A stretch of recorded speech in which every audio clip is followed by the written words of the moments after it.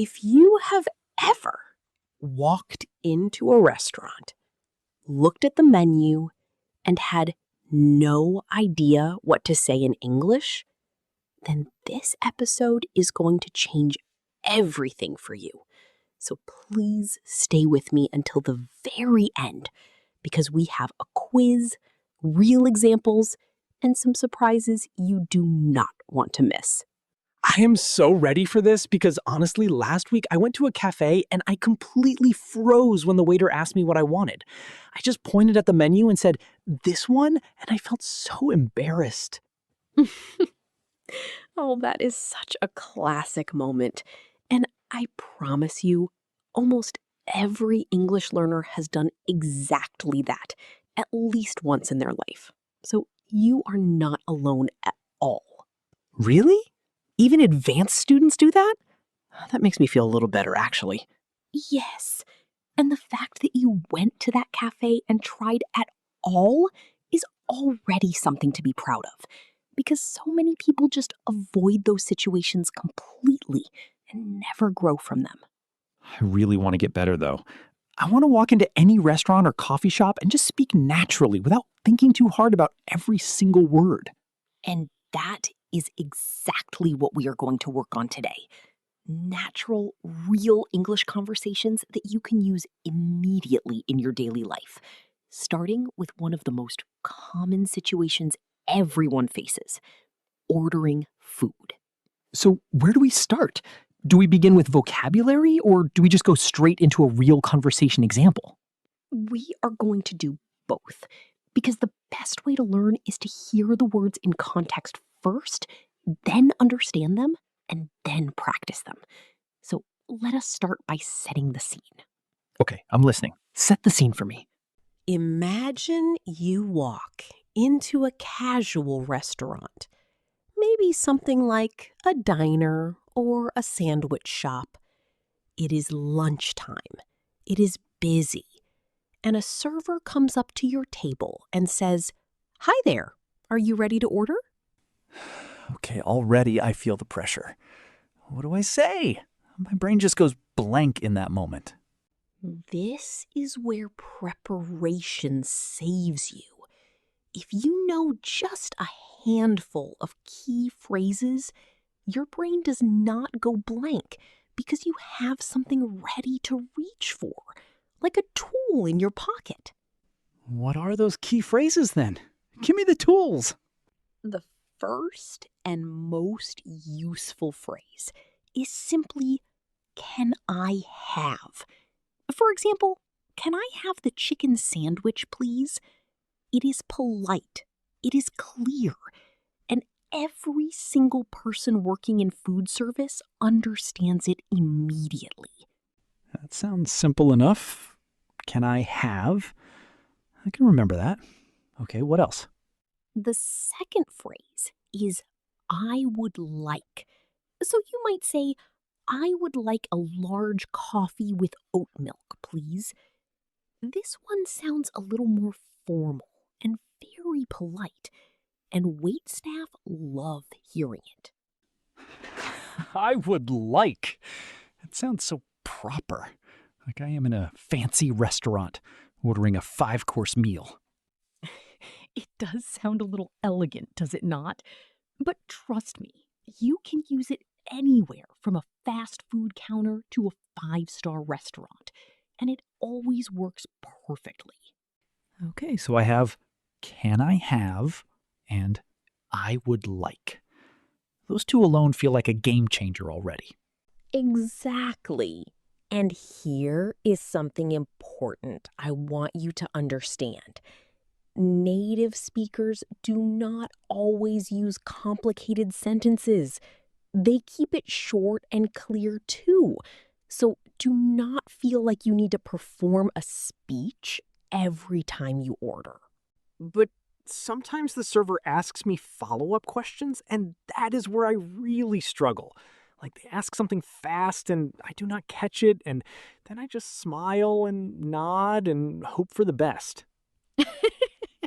The smile and nod. Oh, yes, we have all been there. But today we are going to fix that because understanding follow-up questions is just as important as placing the order itself. What are the most common follow-up questions they ask? Great question. The most common ones are, would you like that for here or to go? Meaning, do you want to eat inside or take the food with you? Would you like anything to drink? How would you like your steak cooked? And would you like to start with any appetizers? Okay, the steak one is already confusing me. What do I even say to that? So, when they ask how you want your steak cooked, you have several options. Rare means the inside is very red and soft. Medium rare is slightly pink. Medium is a little pink in the middle. Medium well is mostly cooked through. And well done means fully cooked with no pink at all. Oh, so I have been ordering steak my whole life without knowing what I was actually getting? That explains so much about some meals I have had. Now you will never be surprised by your steak again. You have the power of vocabulary on your side. This is genuinely so useful. Okay, let us do a full conversation, like a real role play. Can you be the server and I will try to order? I love this idea. Let us do it. And listeners, pay close attention because we are going to use all the phrases we just talked about. Ready? Ready. Or at least as ready as I will ever be. Hi there. Welcome in. My name is Amelia, and I will be taking care of you today. Can I start you off with something to drink? Yes. I would like a water, please. And actually, can I also have an orange juice? Absolutely. Still or sparkling water for you? Oh, what is the difference again? I always forget. Still water is regular flat water with no bubbles. And sparkling water is fizzy water with bubbles, like a soda, but without any flavoring. Oh, still, please. Definitely still. I do not like the bubbles. They feel strange on my tongue. That is a very honest and very relatable answer. So, one still water and one orange juice coming right up. Are you ready to order your food, or do you need a few more minutes? I think I am ready. Can I have the grilled chicken with the side salad, please? Great choice. And what dressing would you like on that salad? We have ranch, Caesar, balsamic vinaigrette, and honey mustard. There are so many options. Okay, I will go with Caesar, please. Perfect. And would you like any appetizers to start, or are you going straight to the main course? What do you recommend? What is popular here? Oh, that is such a smart question to ask. What do you recommend is one of the most powerful phrases you can use because it shows confidence and it gets you local knowledge. The server always knows the best dishes. I did not even realize I was using a good phrase. I just wanted to know what to get. And that is the magic of natural learning. When you stop thinking about the grammar and just try to communicate, good English comes out naturally. I really felt that just now. For a second, I forgot I was even thinking in English. I was just talking. That moment, that exact moment you just described, that is what fluency feels like. And you just touched it. Wow. Okay, that genuinely gave me chills. I want more of that feeling. And you will get more of it with practice. But let us keep building, because there are some other really important situations that happen during a meal that people often do not know how to handle in English. Like what? What else happens that I should know about? Things like, what do you say if your order is wrong? What do you say if you need to ask for the bill? What do you say if you want to split the check with someone? These are all moments that can feel very stressful if you do not have the words ready. Oh, yes. The wrong order situation. That happened to me once, and I just ate the wrong food because I did not want to say anything. I sat there eating a tuna sandwich when I wanted chicken. Oh no, you ate the whole thing? That is dedication, but also completely unnecessary because there is a very simple, polite way to handle that. Tell me. I need to know this.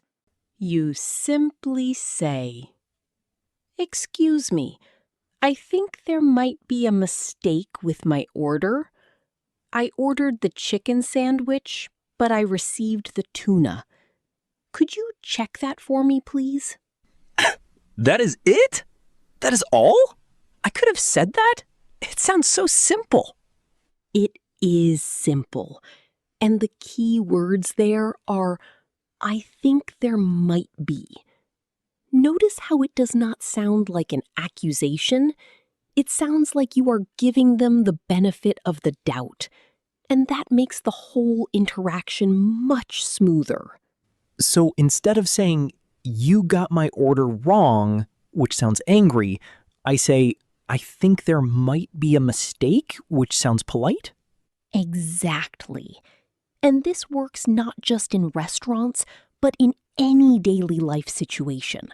Shops, hotels, airports, softening your language with phrases like, "I think," "I believe," or "it seems like," makes you sound more confident and more polite at the same time. I am writing all of this down. This is going in my notebook right now. Okay, tell me about asking for the bill. In British English, you would say, "Can I have the bill, please?" And in American English, you would say, "Can I have the check, please?" Both are perfectly understood everywhere, but it is good to know both. So, bill is British and check is American? I always heard both and never knew which one was correct. Both are correct. English is not one single thing. It is a beautiful collection of variations. And knowing both versions means you are prepared for conversations with speakers from anywhere in the world. That is actually a really cool way to think about it. English is not one language, it is like many languages living together under one name. That is a beautifully put observation. And that curiosity right there is exactly why your English is going to keep improving. Okay. What about splitting the bill? I always end up just paying the whole thing because I do not know how to say it in English. You have been paying for everyone's meals because of vocabulary? We are definitely fixing that today. I mean, it has been expensive, but at least I have been practicing my listening skills at dinner. So, to split the bill, you can say, "Could we pay separately, please?" Or, "Can we split the check?" Or even, "Can I just pay for my portion?" All three work perfectly, and any server will understand immediately. Could we pay separately, please? Got it. That is going in the notebook too. Now, let us talk about something that trips up so many learners: the language of menus themselves. Because sometimes the descriptions sound like poetry, and you have no idea what you are actually ordering. Yes! Why do they write menus like that? Pan-seared Atlantic salmon with a lemon caper beurre blanc and seasonal microgreens? What does that even mean?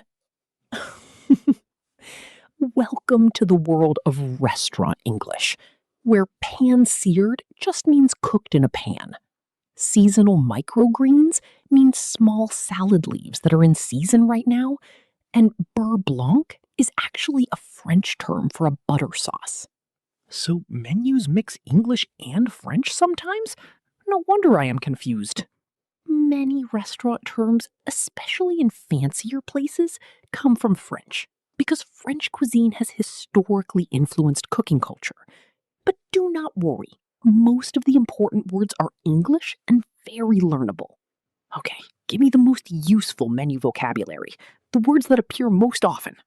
The most common menu words you will see are grilled, cooked over direct heat, baked, cooked in an oven, fried, cooked in hot oil, steamed, cooked with hot steam, roasted, slow cooked in the oven, poached, cooked gently in water, and sautéed, quickly cooked in a little butter or oil. That is so helpful. I feel like I just unlocked a secret menu decoder ring. That is exactly what vocabulary is. A decoder ring for the world around you. And the more words you collect, the more of the world you can read. I keep thinking about how different my life would feel if I could just move through English-speaking situations without that constant anxiety in my chest. And that anxiety is completely normal. It is your brain being cautious in an unfamiliar situation. But every single conversation you have, every episode you listen to, every phrase you practice, it chips away at that anxiety a little more. I am going to practice ordering in English even when I am by myself. Just say the words out loud at home before I go to a restaurant. That is one of the best strategies any language learner can use. Rehearsing out loud. Because language is physical. It lives in your mouth and your tongue and your breath, not just in your brain. Can we talk about coffee shops too? Because that is where I go almost every single day, and there is so much vocabulary just for coffee. Oh, yes. Coffee shop English is its own entire universe, especially if you are ordering at a place like a specialty coffee shop where the options seem endless. I once stood at a coffee counter for 3 whole minutes trying to decide how to describe what I wanted, and the barista was very patient, but I could see she was trying not to laugh. 3 minutes is genuinely a long time at a coffee counter. But let us make sure you are never in that situation again. Please save me from future coffee counter embarrassment. So, the basic coffee order usually involves 3 things: the size, the type of drink, and the milk option. So, a full order might sound like, "Can I have a medium oat milk latte, please?" Size, medium. Milk, oat milk. Drink type, latte. That is the formula. Oh, that is a formula. Size plus milk plus drink type. I can work with that. And then they might ask additional questions, like, would you like any syrups in that? Which means flavoring, like vanilla or caramel. Would you like that hot or iced? And can I get a name for the order? That last one always throws me off. Can I get a name? For a second, my brain thinks they want my full name and passport number. They just want a first name, so they can call you when your drink is ready. You can even give them a simple name if yours is hard to pronounce. It is completely fine. I have definitely been tempted to just say, "My name is Bob," to make it easier. Is that acceptable in English-speaking culture? Completely acceptable. And you know what? Many people do exactly that, including native speakers with complicated names. Language is about communication, not performance. I love that.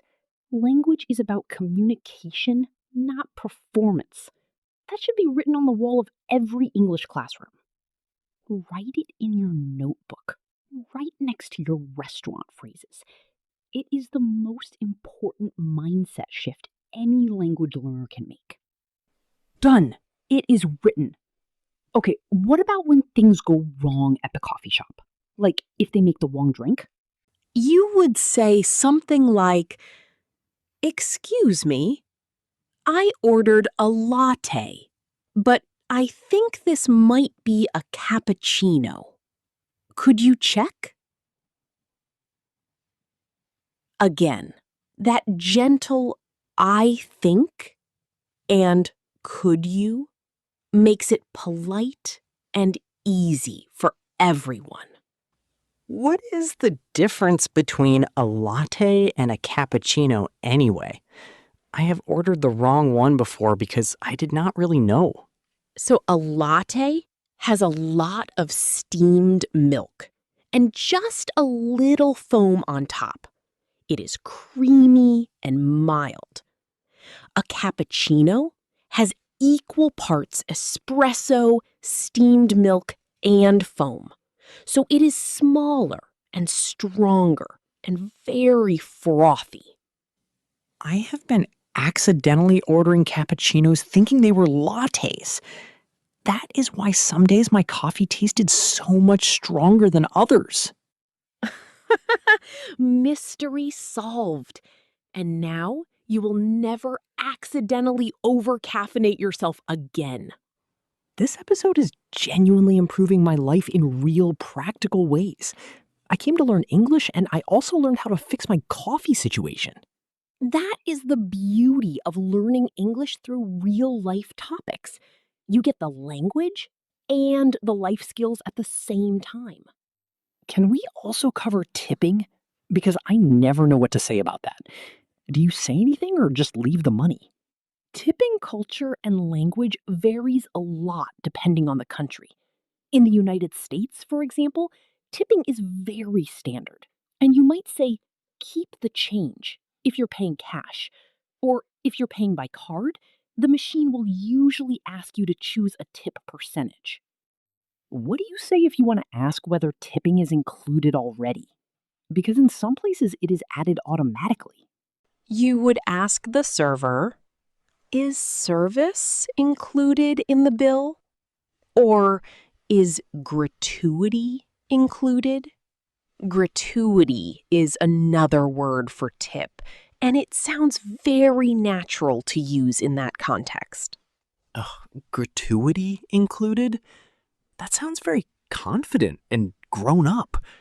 I feel like I would impress someone saying that. You absolutely would. And that is another great language lesson. Sometimes using a slightly more formal word in the right place makes you sound incredibly fluent, even if the rest of your English is still developing. That gives me so much hope that I do not have to be perfect to sound natural. I just need the right words in the right places. That is it. That is the whole secret. Strategic vocabulary beats perfect grammar every single time in real-world conversations. Okay, I feel so empowered right now. Can we do one more full role play? Maybe a coffee shop this time? Let us do it. I am the barista. You are the customer. Go ahead and come on in. Okay, hi. Can I get a medium iced oat milk latte, please? Of course. Would you like any syrups in that? We have vanilla, caramel, hazelnut, and lavender today. Oh, lavender is interesting. What does that taste like? It is floral and slightly sweet. A lot of people love it in a latte. Would you like to try it? Yes, actually. Let us do lavender. Why not? I love that attitude. "Why not" is one of the most useful phrases in daily English life.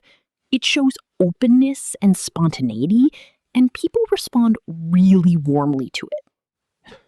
I said it without thinking, and now it is a vocabulary lesson. I love how this works. Language learning happens in the most unexpected moments. Okay, continuing the role play. Can I get a name for the order? It is James. Perfect. That will be $4.80, please. Are you paying cash or card? Card, please. And actually, is gratuity included? You used it perfectly, naturally. That was genuinely impressive. I did it. It came out so naturally. I was not even thinking about it. It just came. And that right there is progress. Real, measurable, beautiful progress. And every single person watching or listening to us right now is building that same progress with every minute they spend with us. I want to say something to anyone who is watching this and feeling like their English will never be good enough. I felt that way too, but even in one conversation like this, things shift. Please drop a comment below and tell us, what is one food or coffee order phrase from today that you are going to use this week? We read every single comment, and we would love to know which phrases are your favorites. Yes, and if you have had a funny or embarrassing moment trying to order food in English, share it in the comments because I guarantee yours is not as bad as mine, and we all need to laugh together. We absolutely want to hear your stories. And please like this video if it helped you even a tiny bit, because it genuinely helps more learners like you find this channel. And if you have a friend or family member who is learning English, share this episode with them right now. Do not wait, just send it.